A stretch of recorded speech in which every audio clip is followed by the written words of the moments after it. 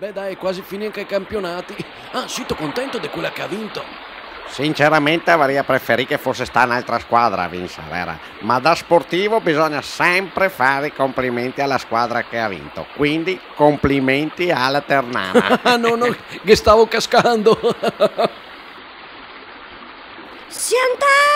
mettiti all'ombra che c'è un caldo bisso che dopo sudi e sai odore da stallone. Oh, eccola lei arrivata, E dell'Ellas, no? Mi disto niente.